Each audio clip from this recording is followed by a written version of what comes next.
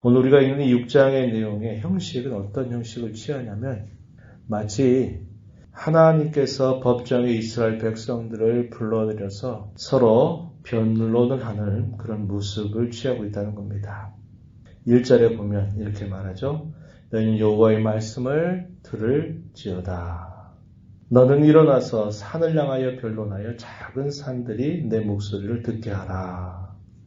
하나님께서 선지자 미가를 하나님의 대리인으로 딱 삼으시고 늘 변함이 없는 산과 땅, 하나님이 지으신 이 천지 이것을 증인으로 삼아서 이스라엘 백성들을 고소하시는 그런 형식을 취합니다. 그래서 이거를 다르게는 언약적인 고소 형식이다 이렇게 부르기도 합니다. 그래서 1절로부터 5절의 내용에서는 하나님께서 먼저 말씀하십니다. 내가 너희에게 행한 일들이 무엇인가를 내가 말하겠다. 그런 말씀을 하시면서 하나님이 이스라엘 백성들을 위해서 하셨던 일들을 분명하게 이야기를 해주게 됩니다. 그러한 진술에 대하여 하나님께서 참으로 그 백성들에게 원하시는 것이 무엇인가 하는 내용들을 설명합니다. 하나님이 기대하시는 응답, 그 내용이 6절에서부터 8절까지 소개가 됩니다. 그리고 하나님께서 그 백성들을 향해서 두 번째 진술하시는 내용이 이어집니다. 이 내용이 9절에서부터 마지막 절까지 이어지는데요. 여기에서는 그들이 하나님 앞에 범한 죄가 무엇인가를 소개하고 그 죄에 대하여 하나님이 구형하시는 것, 마치 재판에서 이렇게 잘못을 했으니 그 잘못에 대하여 이러한 형벌을 구한다. 이런 식의 구조를 가지고 있다는 겁니다. 그러한 내용들이 오늘 우리가 읽어가는 6장의 내용에서 확인되는 내용입니다. 먼저 하나님께서 그 백성들에게 하신 일에 대하여 어떻게 소개하는가 우리가 먼저 살펴보면은 이렇게 이야기합니다. 3절 보시면은 내 백성아 내가 무엇을 너에게 행하였으며 무슨 일로 너를 괴롭게 하였느냐 너는 내게 증언하라 이렇게 이야기합니다.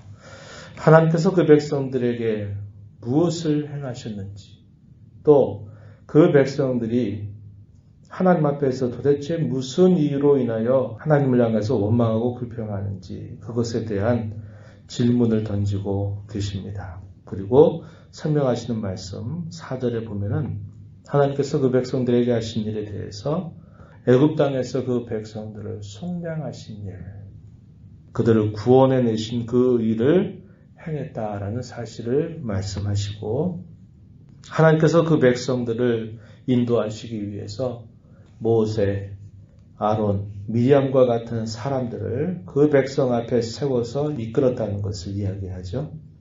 그리고 그 백성들이 가나안 땅으로 향하는 길목에서 모압 왕이었던 발락이 돈을 주고 거짓 선지자 발람을 사서 그로 하여금 이스라엘 백성들을 저주하게 하는 일을 아주 집요하게 하겠다는 겁니다. 그러나 하나님은 그의 입술을 틀어막아서 저주의 말이 아니라 오히려 이스라엘 백성들을 축복하게 하시는 일을 했다는 것을 그들에게 상기시켜 주시는 겁니다. 이 내용이 5절의 말씀 보면 표현되어 있죠. 내 백성아 너는 모압 왕 발락이 꾀한 것과 부올의 아들 발람이 그에게 대답한 것을 기억하며 이렇게 표현했죠. 대답했던 내용은 축복의 내용이었습니다.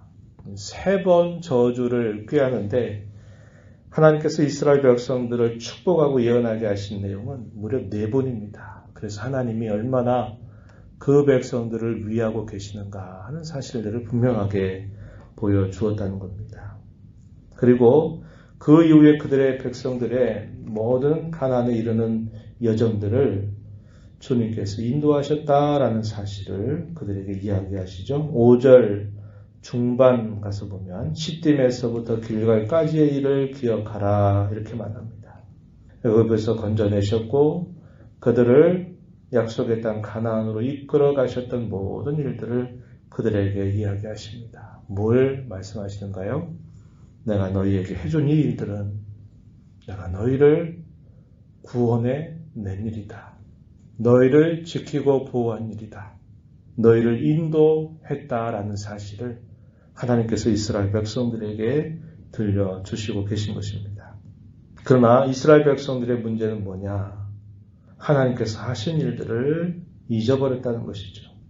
5절 마지막에 보면은 이렇게 이야기하죠. 그리하면 나 여호와가 공의롭게 행한 일을 알게 될 것이다. 이렇게 이야기합니다. 이 공의롭다라는 말은 성경을 다시 개역개정을 하게 되면서 표현이 바뀌었는데 다르게 말하면 하나님께서 의롭게 행한 일을 너희가 알 것이다. 이 의롭다라는 말은 쉽게 말하면 하나님께서 약속하신 대로 그 백성들에게 행해 주신 일, 이것을 의롭게 행하신 일, 이렇게 표현하고 있다는 것이죠. 이것은 이스라엘 역사에 있어서 아주 큰 사건이었고, 이 사건은 한 번 있는 사건이지만 하나님 이 사건에 근거해서 수없이 많은 이스라엘 백성들의 그런 어려움, 고초, 시련들 속에서 이방의 많은 침략과 또 그들의 포악과 그들의 공격으로부터 하나님께서 이스라엘 백성들을 끊임없이 건져주셨다는 것을 우리는 잘 알게 됩니다. 그래서 하나님 이것을 통해서 그 백성들에게 말씀하시는 것은 내가 너희에게 구원의 모든 일들을 행했다. 지키고 보호하고 인도하였다라는 사실을 이야기해 주시고 계시는 겁니다. 그런데 이스라엘 백성들은 어떤 행위를 보였나요? 평상시 그들의 삶에 어떤 문제가 없을 때는 하나님을 망각해버려요. 하나님이 이러한 은혜와 복을 주셨다는 것을 잊어버리고 하나님 대신 우상에 마음을 많이 쏟아버리는 그런 죄를 범했고 그들이 때로는 역사적인 아픔이나 징계를 당하게 돼서 고초를 겪는 경우에는 하나님을 향해서 불평하고 원망하는 그런 태도를 가졌다고 하는 겁니다. 우리가 읽은 말씀 중에 3절에서도 그렇게 말하죠. 3절 후반에 보게 되면 무슨 일로 너를 괴롭게 하였느냐. 이 말은 이스라엘 백성들이 우리가 너무 괴롭다, 힘들다 이렇게 원망하고 불평하는 태도를 보인 겁니다. 왜 너희가 내가 너희를 괴롭게 한다고 이렇게 말하느냐, 원망하느냐라고 말하는 것이죠. 밀가서를 이어가는 역사적인 배경은 몇 번 설명한 것처럼 북쪽 이스라엘 나라가 아수르 나라에 의해서 패망을 하게 되었고 북이스라엘을 삼킨 이 아수르의 사내립을 비롯해서 유다 나라를 삼키려고 하는 그런 시도가 있었다고 하는 겁니다. 하나님께서 큰 위기를 벗어나기는 해주시지만 계속적으로 그들은 위협을 당하게 되는 일이 있었다는 거죠. 그것은 그냥 우연히 일어나는 일이 아니라 하나님께서 그 백성들에게 무엇인가를 말씀하고 깨닫게 하시려고 하시는 일이었는데 그들은 그것을 생각지 않고 하나님 왜 우리에게 이런 어려움을 주시는지 이거에 대한 원망과 불평의 마음이 앞섰던 것이죠. 그들을 향하여 하나님께서 말씀하시는 것은 하나님은 약속하신 대로 신실하게 모든 일들을 행해 주셨다는 것을 이야기해 주신 것입니다. 그러면서 하나님께서 그 백성들에게 요구하는 진정한 응답이 무엇인가? 6절로부터 8절에서 이야기합니다. 여호와 하나님 먼저 구하시는 것은 단순히 제사나 제물을 먼저 구하시는 것이 아니라 그 백성들의 마음을 구하신다는 겁니다. 마음을 원하신다는 거예요. 그리고 그 마음으로부터 나오는 그들의 삶의 진정한 변화를 하나님은 먼저 원하신다는 것을 이야기해 주십니다. 6절 말씀에 보시면은 이렇게 말합니다. 내가 무엇을 가지고 여호와 앞에 나아가며 높으신 하나님께 경배할까? 내가 번제물로 일련된 송아지를 가지고 그 앞에 나갈까? 천천의 수량, 만만의 강물 같은 기름을 하나님이 과연 기뻐하실까? 내 맏아들을 내 몸의 열매를 드린다. 그것을 기뻐하실까? 이렇게 묻습니다. 그리고는 말씀하기를 정의를 행하고 인자를 사랑하고 겸손하게 하나님과 함께 행한 것이 아니냐. 정의를 행한다. 인자를 사랑한다. 겸손하게 하나님과 함께 동행하는 것. 하나님이 이것을 참으로 원하신다. 이렇게 이야기하는 겁니다. 그래서 제사와 제물보다 하나님이 먼저 원하시는 것은 그들의 마음이 하나님을 찾는 것이고 그들의 삶이 하나님과 동행하는 삶이 되는 것이고 그들이 정의를 이루어가는 삶이 있다라는 사실을 분명하게 이야기합니다. 그래서 우리가 하나님 앞에 나올 때마다 항상 점검하는 게 뭡니까? 우리의 마음이죠. 지난 한 주간 내가 어떤 마음 가지고 살았는지 그리고 내가 어떤 행실을 가지고 살았는지를 되돌아보면서 먼저 돌아보고 우리의 허물과 잘못을 하나님 앞에 구하면서 그리고 그 예배의 순서에 우리의 마음을 실어서 참여하는 자세를 갖는 것. 그것을 하나님은 그의 백성들에게 그리고 오늘 하나님의 자녀가 된 저와 여러분에게 요구하고 계시다라는 것을 기억해야만 되는 것입니다. 그리고 난 다음에 9절 이하에서 하시는 말씀은 하나님이 이것을 참으로 원하시는데 그 백성들은 오히려 반대의 행실을 보여왔다는 것을 이야기합니다. 그게 뭐냐면 그들이 불의한 삶을 살았다는 것이죠. 그 불의한 삶의 모습이 10절 가서 보면은 표현되어 있습니다. 10절 한번 보시면은 악인의 집에 아직도 불의한 재물이 있느냐 축소시킨 가증한 에바가 있느냐 만일 부정한 저울을 썼거나 주머니 거짓 저울줄을 두었으면 깨끗하겠느냐 부자들은 강포가 가득하였고 주민들은 거짓말을 말하니 그 혀가 입에서 거짓되다 이렇게 말씀을 하십니다. 10절에서도 12절 말씀 그들의 불의하고 거짓된 삶에 대하여 하나님께서 고발하시는 내용 이게 두 번째 진술하시는 내용입니다. 그들의 제목에 대하여 이야기하는 것이죠. 하나님을 마음에 두기를 게으리하거나 멀리하게 된다면 그 빈자리에 온갖 욕심들이 늘 우리 마음을 채우게 되는 겁니다. 그러나 하나님 우리의 심령 속에 충만하게 우리의 심령에 모시고 있다면 그런 허망한 죄라든지 불의한 것들이 함께할 수 없다는 것을 우리는 알게 되죠. 그래서 하나님께서 그들의 제목을 이렇게 진술하시고 그들에게 어떻게 하시겠다라고 말씀하시는데요. 13절에서부터 마지막 절까지 이어지는데요. 13절 보면 이렇게 말합니다. 그러므로 나도 너를 쳐서 병들게 하였으며 내 죄로 말미암아 너를 황폐하게 하였다. 이렇게 말씀하십니다.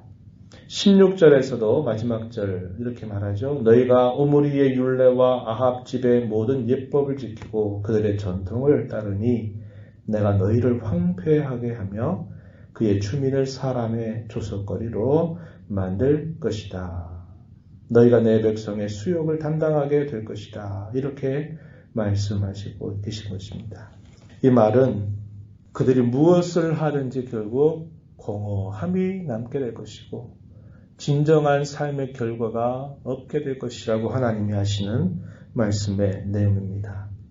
구체적인 내용이 소개되는 것 14절과 15절에 설명이 되어 있어요. 14절에 보시면은 먹어도 배부르지 못할 것이다. 항상 속이 빌 것이다. 무엇을 채우려고 아무리 채워도 공허하다는 겁니다. 그 열매가 그들에게 없게 될 것이다. 이렇게 이야기하는 겁니다. 네가 감추어도 보존되지 못하겠고 보존된 것은 내가 칼에 붙일 것이고 네가 씨를 뿌려도 추수하지 못할 것이고 열매를 밟아도 기름을 내 몸에 바르지 못할 것이다. 포도를 밟아도 술을 마시지 못할 것이다. 하나님께서 이렇게 하시는 근본적인 목적은 뭘까요? 세상의 법정에서는 잘못이 드러나고 그렇게 되면 구형을 하죠. 그리고 그 구형에 따라서 벌을 받게 하는 겁니다. 그게 세상의 법정의 목적이에요. 그러나 하나님은 뭘 원하십니까?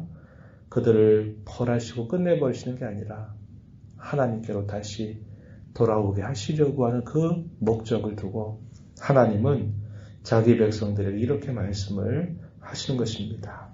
이러한 자리에서 이런 죄악으로부터 돌아서서 하나님께로 온전히 마음을 향하고 그런 가운데서 자신들의 행실을 하나님 앞에 바르게 세울 것을 하나님이 이 말씀을 통해서 그들에게 가르쳐 주고 계신 것입니다.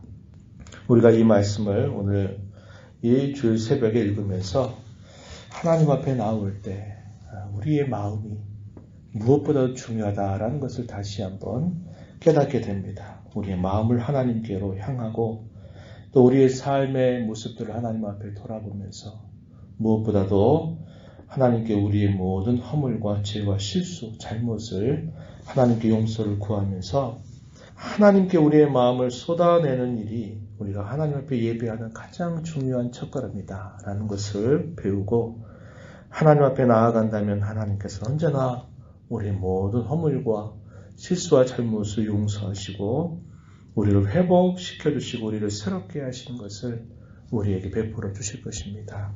이러한 말씀들 우리 마음에 새겨서 오늘도 복된 주일을 맞고 우리의 마음과 정서와 뜻을 다해서 믿음으로 이 복된 날을 보내게 되기를 진심으로 바랍니다. 하나님 아버지 감사합니다. 복되고 거룩한 주일 새벽에 또 저희들을 일깨워 주셔서 주 앞에 서게 하시고 저희 자신들을 살피며 기도하며 이 주일을 맞게 하시니 감사합니다. 하나님께서 그 백성들에게 참으로 원하시는 것이 무엇인가를 말씀하시는데 저희 또한 이 땅에 살아가면서 구원받은 은혜를 감사하고 하나님의 마음을 헤아려 섬겨 살아가는 저희들이 되도록 인도하여 주시기를 간절히 바랍니다.